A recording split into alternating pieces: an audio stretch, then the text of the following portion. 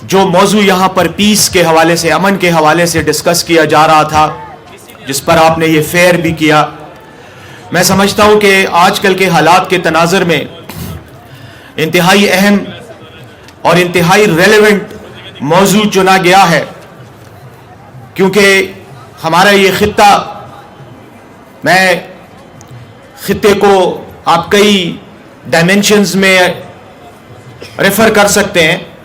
इसका local dimension भी है, खैबर पुख्तूनख्वा, फिर बिल्कुल ही लोकल डायरेक्शन में हम आ जाते हैं डायमेंशन में इलाके मुख्तलिफ, चाहे वो साबिका, फाटा, जमअज़ला जिनको आजकल हम कहते हैं, और अगर इसको थोड़ा ऊपर ले जाएं तो फिर रीजनल डायमेंशन है, जिसमें पाकिस्तान का यही रीजन और अफगानिस्तान, ओवरऑल ये सारा एक खित्ता बन जाता है।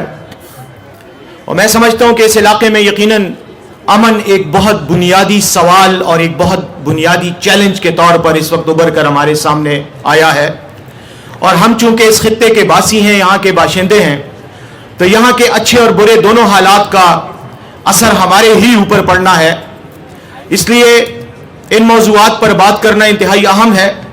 एक तो आपको ब्रेन स्टॉर्मिंग का मौका मिलता है, एनालिसिस का, तज्जिया करने का मौका मिलता है, और वे फॉरवर्ड को डिफाइन करने और उसके पैरामीटर्स को आइडेंटिफाई करने का आपको मौका मिलता है। तो मैं समझता हूं कि ऐसे मुज़ाकरे, ऐसे मुबाहिस, ऐसी डिस्कशंस इंतहाई ज़रूरी हैं, और ख़ास तौर पर उन लोगों को जो बैन अल-अक़वामी ताल्लुकात के शोबे से किसी न किसी शक्ल में मुंसलिक हैं, और फिर ख़ुसूसन इस खित्ते के नौजवानों को, क्योंकि आप नौजवान ही हैं जिन्होंने आगे बढ़कर इस मुल्क के, इस रीजन के पॉलिसी मेकर्स बनना है, स्ट्रेटजीज बनानी है, टेक्टिकल डिसीजंस करने हैं, और आपकी अंडरस्टैंडिंग का पैराडाइम इसको बहुत वसी होना चाहिए, बहुत गहरा होना चाहिए, इसमें कोई शक नहीं। और यही मुबाहिस और मुज़ाकरे और सेमिनार्स और डिस्कशंस इस किस्म की अंडरस्टैंडिंग के लिए बहुत ज़रूरी हैं। मैं ज़्यादा बात नहीं करूंगा। जहां जो पैनल डिस्कशन हो रही थी, मैं तो जिस वक्त आया तो इख्तितामी मराहल में ही बातचीत चल रही थी, लेकिन यकीनन इस खित्ते में अमन की सूरत हाल पर ही बात हो रही थी, और हमारे अमन के हवाले से जो बुनियादी मुहर्रकात हैं, जो अमन की खराबी का बाइस बने हैं या जो अमन के क़याम का बाइस बनेंगे, वो यकीनन हम उससे वाकिफ़ हैं। इस वक्त क्या इश्यूज हैं जो इस इलाके को मुतासिर कर रहे हैं, अच्छे या बुरे अंदाज में। एक बात मैं ज़रूर कहना चाहूँगा कि मेरे ख्याल में, और जैसे कि चूंकि मैं खुद इंटरनेशनल लॉ का स्टूडेंट रहा हूं, और इंटरनेशनल लॉ को मैं समझता हूं कि इंटरनेशनल रिलेशंस की सुतेली बहन है, तो इसलिए उस सुतेली बहन को मैं ज्यादा बेहतर जानता हूं बनिस्बत दूसरी बहन के। लेकिन इंटरनेशनल लॉ में एक कहावत कह लें, या उसको आप एक सेइंग कह लें कि वॉर इज ए रियलिटी, जंग एक हकीकत होती है, क्योंकि इसका डायरेक्ट असर बराह रास्त कौमों पर, लोगों पर, कॉम्बेटेंट्स पर, और जो मुतहारिब ग्रोह होते हैं उन पर पड़ता है। लेकिन अमन एक एब्स्ट्रैक्ट चीज है। जो मेरे लिए अमन है शायद आपके लिए ना हो, जो पाकिस्तान के लिए अमन है शायद वो सूरत हाल अफगानिस्तान या इंडिया के लिए ना हो। इंडिया और पाकिस्तान में अमन हो तो हो सकता है कि कश्मीर के लोगों के लिए वो अमन ना हो। ये सब कुछ एक एब्स्ट्रैक्ट और सब्जेक्टिव कॉन्टेक्स्ट में भी देखा जा सकता है, और यकीनन इसको ऑब्जेक्टिवली भी देखा जा सकता है। एक मारूजी तनाज़ुर में भी आप इसको एग्जामिन कर सकते हैं। जहां तक इस रीजन में, इस खित्ते में अमन का मसला है, तो मैं समझता हूं कि हमारे खित्ते के अमन के मसले को एनालाइज करने के लिए, इसका तज्जिया करने के लिए, हम सिर्फ टेक्टिकल लेवल पर अगर मसाइल को देखेंगे तो शायद हम नताइज तक नहीं पहुंच सकेंगे। आपने नताइज तक पहुंचने के लिए, वे फॉरवर्ड के लिए, और ऐसा वे फॉरवर्ड जो सस्टेनेबल भी हो और जिसके असरात भी हो, उसके लिए आपको एक कॉम्प्रिहेंसिव क्यूमुलेटिव अप्रोच के साथ काम करना होता है।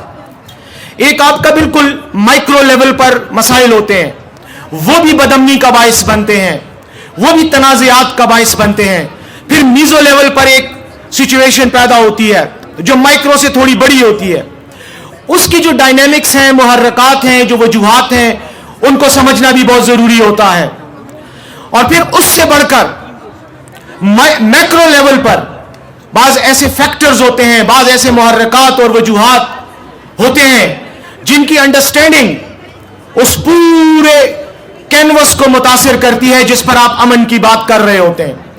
तो ये एक क्यूमुलेटिव, एक कॉम्प्रिहेंसिव, एक बड़े पैमाने पर इश्यूज को समझना, उनको अंडरस्टैंड करना, उनको एनालाइज करना और उसके बाद नीचे की तरफ सफर है, क्योंकि अमन आपने ग्राउंड पे कायम करना है.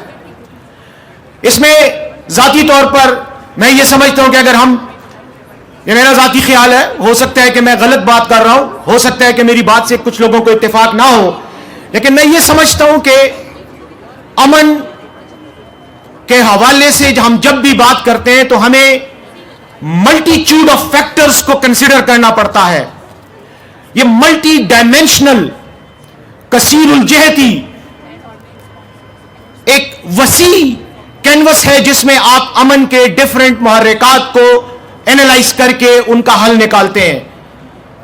किसी एक चीज पर फोकस करने से आप नताइज तक नहीं पहुंच सकते. नतीजा हो सकता है कि आप समझते हो कि मैं पहुंच गया हूं, लेकिन वो कोई कॉम्प्रिहेंसिव नतीजा नहीं होता. और ये मैं थोड़ी सी बात इसलिए बढ़ा रहा हूं इसको कि हमारी रीजन में भी जब मैं स्कॉलर्स को पढ़ता हूं, देखता हूं, सुनता हूं, पॉलिसी मेकर्स के साथ बात होती है, तो हम हमेशा डिस्कशन को, गुफ्तगू को, तज्जिए को एक मखसूस तनाजर से स्टार्ट लेते हैं. और उस मखसूस तनाजर के बारे में पहले से हमने अपना माइंड बनाया होता है कि या मैं इसके फेवर में हूं या मैं इसके अगेंस्ट हूं. यहां पर भी बात की गई कि ये जो अफगानिस्तान में हुआ, हमारे रीजन पर उसके असरात पड़े, ये किसी साजिश का नतीजा थी. और डॉक्टर साहब हुसैन सोहरवर्दी साहब की बात मुझे बहुत अच्छी लगी, एप्ट टू द पॉइंट बात लगी कि इस चीज को निकाल दें जहन से. हर चीज में साजिश नहीं होती, बास चीज हालात के नेचुरल तनाजुर में भी प्रोग्रेशन के नतीजे में हालात सामने आते हैं. हम समझते हैं एग्जैक्टली इसी कॉन्टेक्स्ट में, नेगेटिव थिंकिंग में, कि इसमें कोई साजिश थी. हो सकता है कि उससे हमें, क्योंकि ये इंसान की नेचर है कि जब उसको कोई चैलेंज सामने आता है तो उसका सबसे पहला सवाल यह होता है कि उसको चैलेंज से निपटने के लिए पहले उस चैलेंज को अंडरस्टैंड करे कि इसकी डायनेमिक्स क्या है.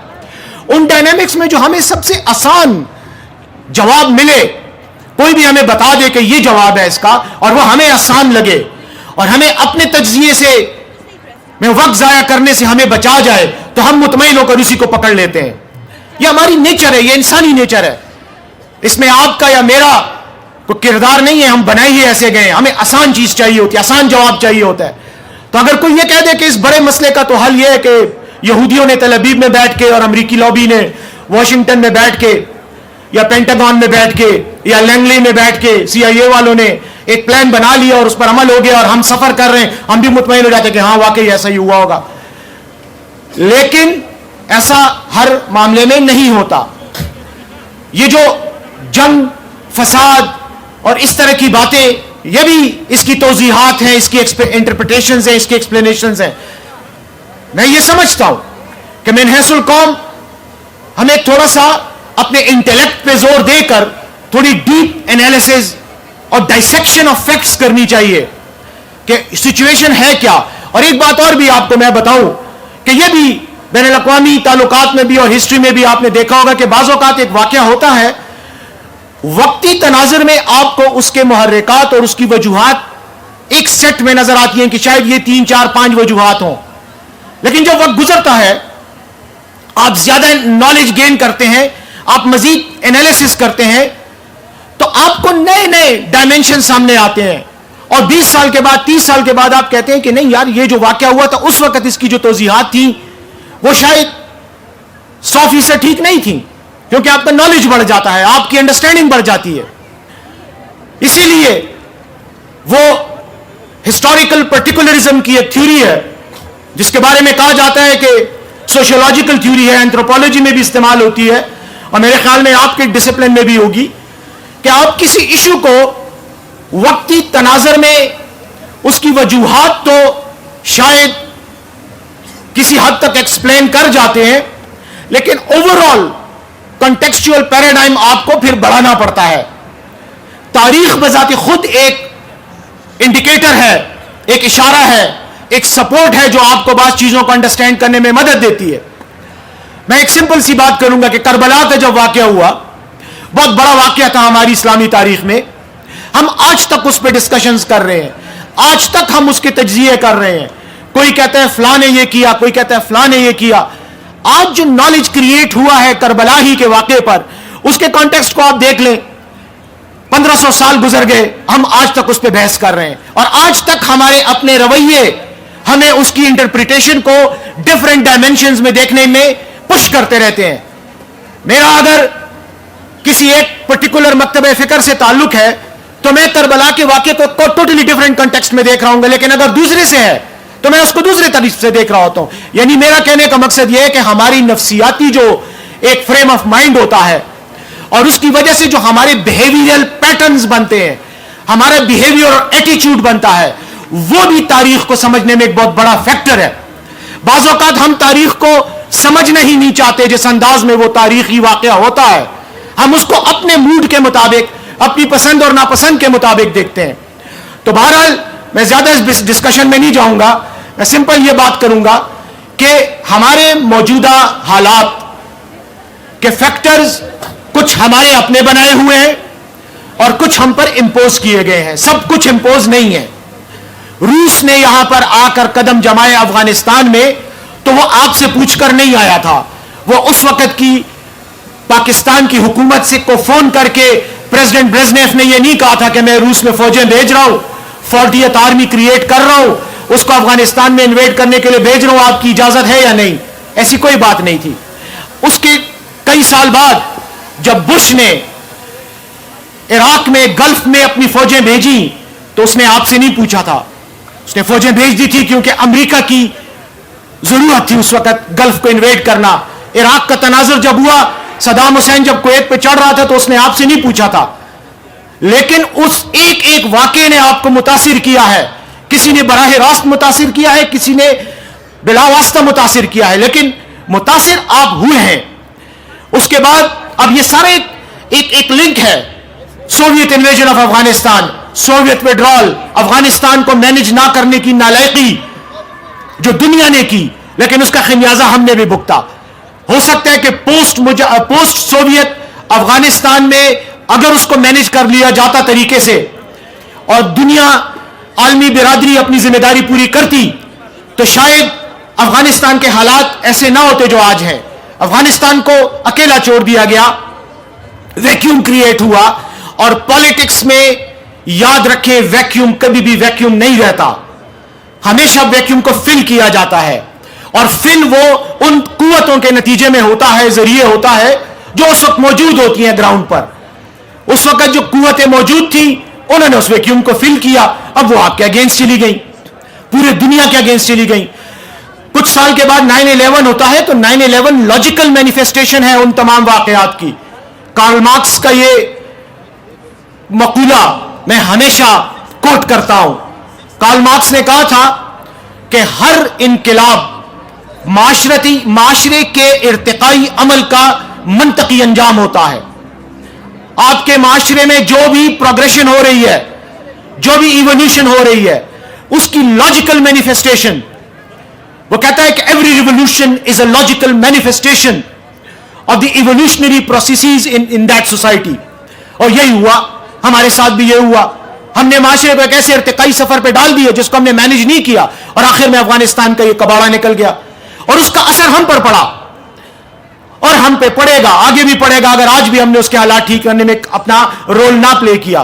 لیکن جب آپ رول پلے کرتے ہیں تو آپ کے اپنے معاشرے سے یہ آوازیں اٹھتی ہیں، کوئی کہتا ہے یہ رول ٹھیک ہے، کوئی کہتا ہے غلط ہے، کیونکہ ہر بندہ اپنے نظریے، اپنی سوچ اور اپنی انڈرسٹینڈنگ کے مطابق چیزوں کو دیکھتا ہے. آج آپ یہاں بیٹھے ہوئے، آپ جا کر لوگوں سے پوچھیں کہ آج میں نے یہ کپڑے پہنے یہ کیسے ہیں، تو 10 لوگ آپ کے کپڑوں کی تعریف کریں گے، 20 لوگ آپ کو کہیں گے نہیں یار یہ کالر تمہارا چھوٹا ہے، یہ شرٹ تھوڑی لمبی ہونی چاہیے تھی، یہ کلر کمبینیشن تمہارا ٹھیک نہیں ہے. تو یہ ہماری انسانی سوچ، جس طرح ہم انفرادی زندگی میں اسی طرح ہم اجتماعی زندگی میں بھی ہیں. اس لیے ایک تو یہ یاد رکھیں کہ امن پر کبھی بھی کسی معاشرے میں کنسنسس نہیں ہوتا. ہر کوئی امن تو چاہتا ہے لیکن امن کے طریقہ کار پر ہمیشہ اختلاف ہوتا ہے. اور دنیا میں جتنے بھی بڑے بڑے کانفلکٹ زونز رہے ہیں وہاں پر یہ معاملے ہوئے ہیں. میں خود ذاتی طور پر 2 کانفلکٹ زونز کا چشمدید گواہ ہوں. اور میں اس کے بارے میں یہ کہہ سکتا ہوں کہ وہاں پر جو کچھ ہو رہا ہے یہ بالکل وہی ہو رہا ہے جو ہونا چاہیے تھا. لیکن جو نہیں ہوتا اگر ہم اپنے رویے اور اپنے کردار کو صحیح طریقے سے ادا کرتے. ہم نے نہیں کیا. ہم نے افغانستان کو اور اس خطے کو اس طرح سے مینج نہیں کیا جس طرح سے مینج کرنا چاہیے تھا. یہ مینجمنٹ کا ایشو ہے.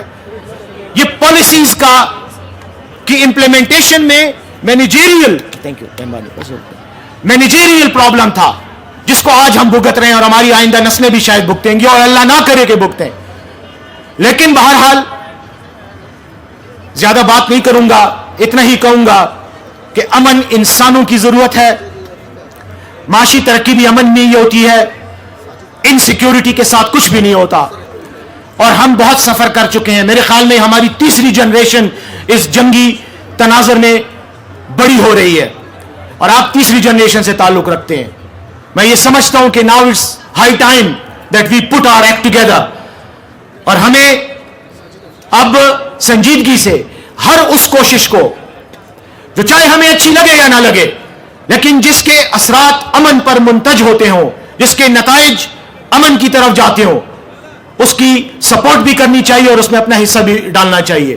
چھوڑ دیں یہ بات کہ اسرائیلی آپ کو خراب کر رہے ہیں, چھوڑ دیں یہ بات کہ امریکی آپ کو خراب کر رہے ہیں. اور ایک بات میں آپ کو بتاؤں, آپ اس لیے خراب ہوتے ہیں کہ آپ بطور قوم آپ کی آئیڈینٹی متاثر ہو چکی ہے. آج تک ہم یہ بحث کر رہے ہیں کہ ہم ہیں کیا. آج تک ہم پاکستان کی ایگزسٹنس پر بحث کر رہے ہیں. آج تک ہم پاکستان کے وجود پر سوالیہ نشان اٹھا رہے ہیں. تیسری جنریشن یہاں پر بڑھ چکی ہے, چوتھی جنریشن پیدا ہو چکی ہے, وہ جوان ہو رہی ہے, بڑھ رہی ہے. لیکن آج ہم پاکستان پر سوالیہ نشان لگا کے بیٹھے ہوئے ہیں اور بڑے خوش ہوتے ہیں کہ یہ پاکستان غلط بنا تھا, اس پاکستان کو تو یوں نہیں یوں ہونا چاہیے تھا. یار خدا کے لیے قومیں کہاں چلی گئی ہیں, قومیں کہاں پہنچ گئی ہیں. آپ آج تک تاریخ کے 1947 کے ایک بریکٹ میں ذہنی طور پر جا کر پھنس گئے ہو. آگے بڑھو, ریالٹیز کو دیکھو. عصر حاضر کے تقاضے یہ نہیں ہے کہ آپ اپنے وجود کو کوسچن کرو. عصر حاضر کے تقاضے یہ ہے کہ آپ ان چیلنجز کو فیس کرو جو عصر حاضر آپ کے سامنے لا کر رکھتا ہے. اسرائیل کی ہم بات کرتے ہیں, اسرائیل کیوں طاقتور نہیں ہوگا. میں آپ کو اسرائیل کی طاقت کے بارے میں صرف ایک فلم کا حوالہ دیتا ہوں, صرف آپ وہ دیکھ لیں. ایک انگریزی فلم ہے 1.5-2 گھنٹے کی, ریڈ سی ڈائیونگ ریزورٹ. آپ نے اگر دیکھی ہے تو آپ کو پتا ہوگا, نہیں دیکھی تو ضرور دیکھ لیں, نیٹ فلکس پہ اویلیبل ہے. میرے ان تمام باتوں کا جواب آپ کو مل جائے گا. قومیں ایسے بنتی ہیں جہاں وہ رنگ اور نسل کو دیکھتی نہیں ہے, جہاں وہ مذہب اور فکر کو نہیں دیکھتی, وہ اس آئیڈینٹی کو دیکھتی ہیں جو قومی تشخص کی بنیاد بن جاتی ہے. اسرائیل اگر آج طاقتور ہے, اتنا سا ملک اگر پوری دنیا کو نچا رہا ہے, تو یہ نہیں ہے کہ وہ کوئی جادو کی چھڑی سے نچا رہا ہے. انہوں نے اپنے آپ کو قوم بنا کر ثابت کیا ہے دنیا کے آگے. اور ہم ہر روز اپنے ہر بات سے, اپنے ہر اقدام سے, اپنی ہر فکر سے یہ کوشش کرتے ہیں کہ ہم اپنی قوم کو, اپنے آپ کو قوم کی بجائے ایک ہجوم ثابت کر لیں. اور اس میں ہم بڑی تیزی سے کامیابی کی طرف جا رہے ہیں. مبارک ہو ان لوگوں کو جو اس قوم کو قوم نہیں بنانا چاہتے. لیکن مجھے امید ہے کہ آپ یہاں بیٹھے ہوئے, ایک بات یاد رکھیں, اس پاکستان سے آپ نفرت کریں, اس سے آپ محبت کریں, چاہے اس کو آپ پسند کریں یا نہ کریں, لیکن یہ آپ کی شناخت ہے, یہ آپ کا گھر ہے. ہو سکتا ہے میں اپنے گھر کو نہ پسند کروں, مجھے اس کے کمروں سے نفرت ہو, مجھے اس کمروں میں رنگوں سے نفرت ہو, مجھے اس گھر کا جغرافیہ نہ پسند ہو, اس میں رہنے والے لوگوں سے میری نہ بنتی ہو, لیکن وہ میرا گھر ہے. یا تو میرے پاس کوئی اور گھر ہو, میں وہاں چلا جاؤں اور وہاں سکون سے رہوں. لیکن اگر نہیں ہے تو پھر خدا کے لیے اس ملک سے وہ نظریاتی لگاؤ پیدا کرو جو اس ملک کی بنیاد ہے. اگر یہ نہیں ہوگا تو یہ افغانستان آپ کے لیفٹ پر موجود ہے, میرے لیفٹ پر, آپ کے رائٹ پر. وہاں جو کچھ ہوا وہ انہی باتوں کا نتیجہ تھا. کوئی کمیونسٹ تھا, اس نے روسیوں کو بلا لیا, کسی نے اسلام کے نام پہ بندوق اٹھا لی, جنگ شروع کر دی.